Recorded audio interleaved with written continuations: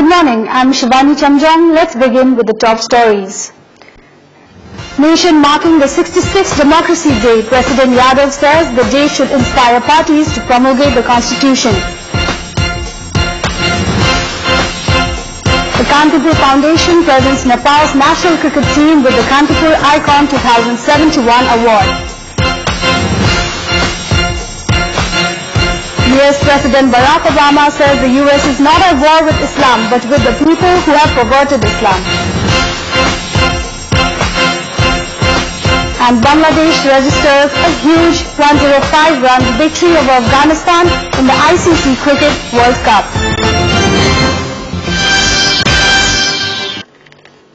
Today is the 65th Democracy Day. Programs are being organized in different parts of the country to make the occasion.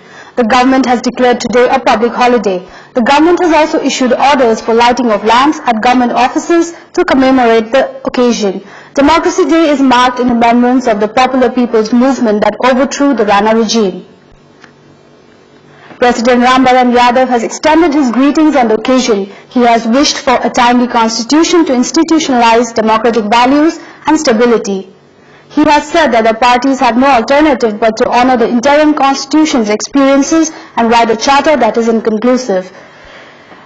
The statement adds there is no alternative to promulgating a constitution. President Yadav has also expressed his concern over the failure of the parties to meet the 22nd of January deadline to write a constitution. Prime Minister Sushil Koirala has also extended his greeting on the occasion of the Democracy Day. He has recalled the day Nepal gained democracy after being freed of the autocratic Rana regime. The Premier has expressed confidence that the occasion would encourage people to make sacrifices for the sake of democracy and people's welfare. He has called on all to join hands and work towards constitution promulgation. Similarly, former King Gyanendra Shah has also extended his greetings on the occasion of Democracy Day. He has wished for the promulgation of the Constitution at the earliest. He has also wished for political stability. Shah has urged the political parties to implement the agreements they have struck in favor of democratic values. He has further wished for the Democracy Day to be an inspiration for peace, stability and prosperity in the country. He has urged the parties to shun the politics of exclusion, discrimination and confusion.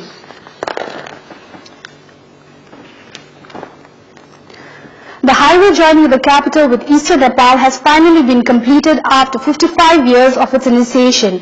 The then PM Vishweshwar Prasad Koirala has laid the foundation stone for the Banepa-Bradibas highway, which was constructed under the assistance of the Japanese government. The newly constructed highway has shortened the distance from the capital to eastern Nepal by 180 kilometers.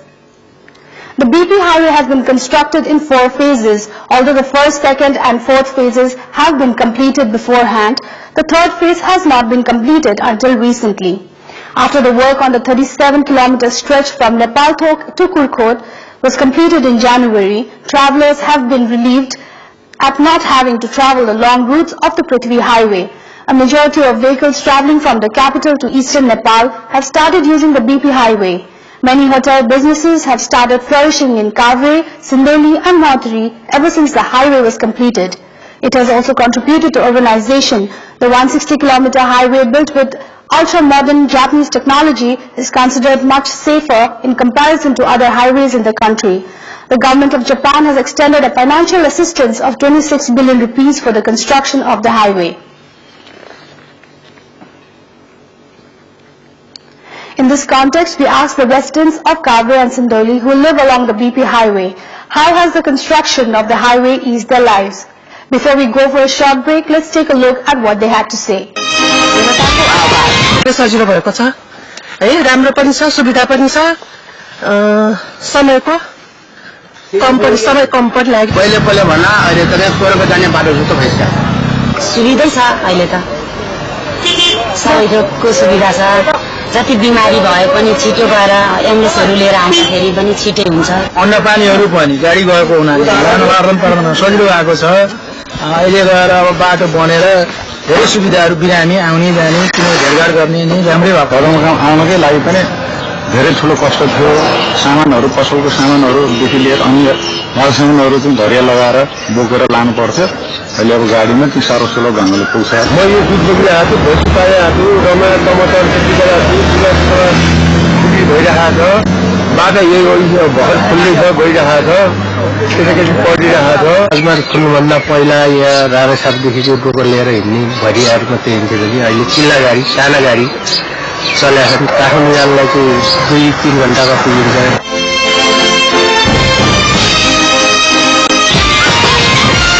Upcoming news.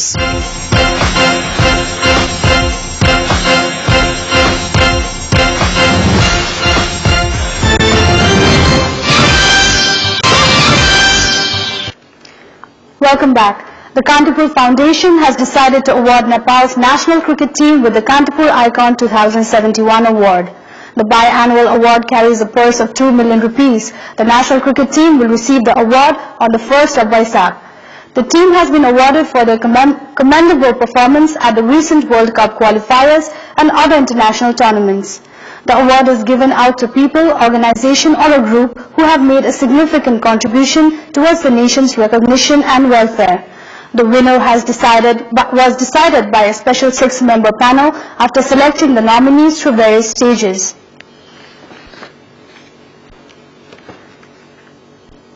Kantipur Publications organized a half-marathon event on the occasion of its 22nd anniversary. The publications organizes the event annually. More than 1,000 men and over 250 women are participating in the race. The half-marathon began from Tinkune office of the publications. It will pass through Koteshwar, Surya Vinayak and Jagati and will return to the Kantipur Publications office to close. A 3-kilometer wheelchair race is also being held. Chief Secretary Leelamai Pokhral inaugurated the event. The winner of the half-marathon will win 50,000 rupees. Private school operators are set to hike school fees from the upcoming academic session. Student unions and parents are protesting the move. Earlier, the Supreme Court has prohibited schools from raising fees for 3 years. Private school operators are initiating an increase by 15 to 20%, citing that this is the 4th year. Preparation is underway to hike school fees with 3 months remaining until the start of the new academic session. Private school operators have pitched a proposal at the district education offices in favor of the hike. Some district education offices have already decided to increase the school fee in the next academic year. Private schools have been increasing school fees by small amounts every year in violation of the apex court's order. Meanwhile, the Central Fee Determination Committee at the Education Department has not taken any decision related to the fees. The schools have asserted that the fares are being hiked in order to increase the salaries of the teachers. However, teachers have not received higher salaries. Student unions are of the view that the fee hike must not be approved without a credible reason.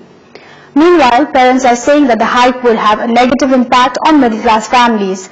The lack of a systematic policy to determine school fees has aggravated the problem.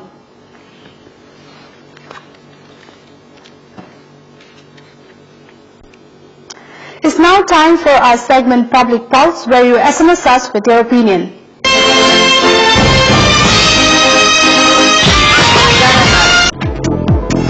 And our question is, what do you say to private schools' practice of hiking fees every year?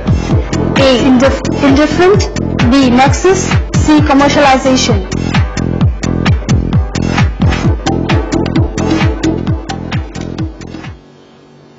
The voting is on. Type NEWS, select your options A, B or C and send it to 8080 to share your opinion with us. US President Barack Obama says the US is not at war with Islam. He said that the war was with the people who have perverted the religion.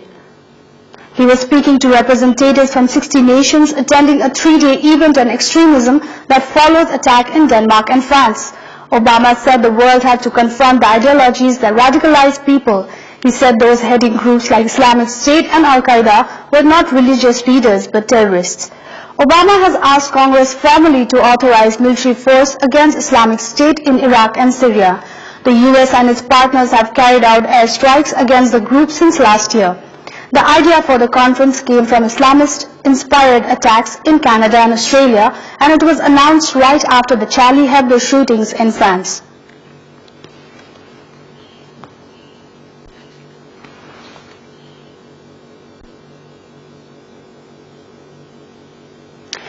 now time for another short break. For more news, stay with us. With upcoming news.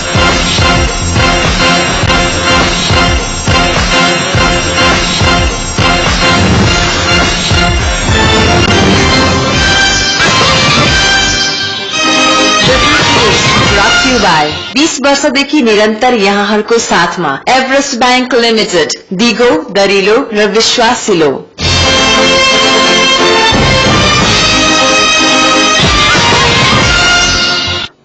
Welcome back. The National Industrial Trade Fair and Cottage Industry Exhibition has started in capital's Brikuti Mandap. The 5-day fair is being organized by the Cottage Handicraft and Small Industries Development Committee of the Ministry for Industries. Around 325 stalls representing small businesses from across the country are showcasing their products. Various handicraft items including dhaka, natural fiber products, leather, tea and coffee products among others are in display. According to the organizers, the fair will help promote the market for cottage handicraft products and increase customer base. Business transactions worth 100 million rupees have been expected during the fair.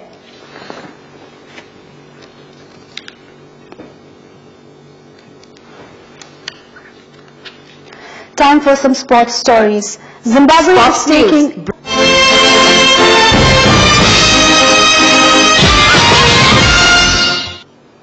Zimbabwe is taking on UAE in the ICC World Cup tie today. In the development so far, UAE has set a target of 286 runs to Zimbabwe.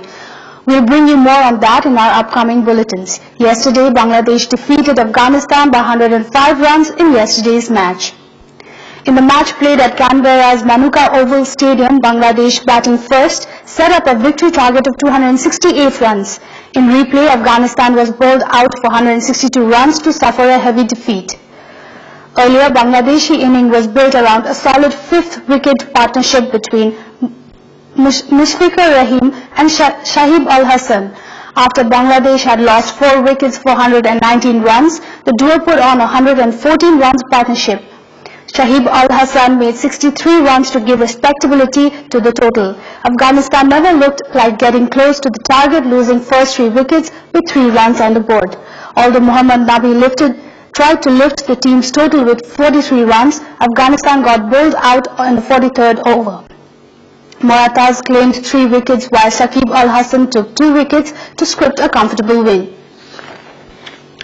Manang Marsandi will be locking horns with Tribhuvan Army for a place in the final of the Virat World Cup. Yesterday, Dhapa 11 has made it to the finals, beating Lumbini Football Cup 2-1. Bishal Rai scored the decider for Dhapa in the added extra time to seal the victory. Earlier, the game was locked at 1-1. Dhapa took the lead in the 48th minute through Karna Limbu, but an own goal from Dilen Lokta in the 59th minute tied the game at 1-1. The match was then decided through Bishal Rai's goal in the 16th minute of the added time. Dhapa will play with the winner of the second semi-final game slated for today.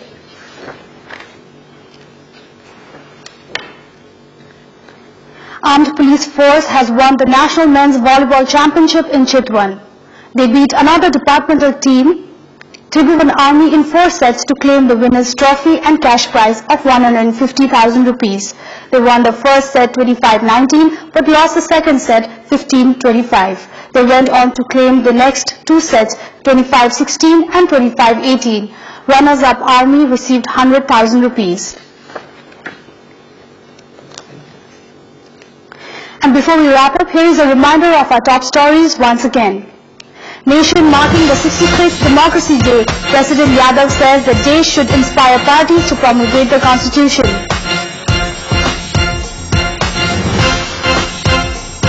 The Kantipur Foundation presents Nepal's national cricket team with the Kantipur Icon 2071 award. US President Barack Obama says the US is not at war with Islam but with the people who have perverted Islam.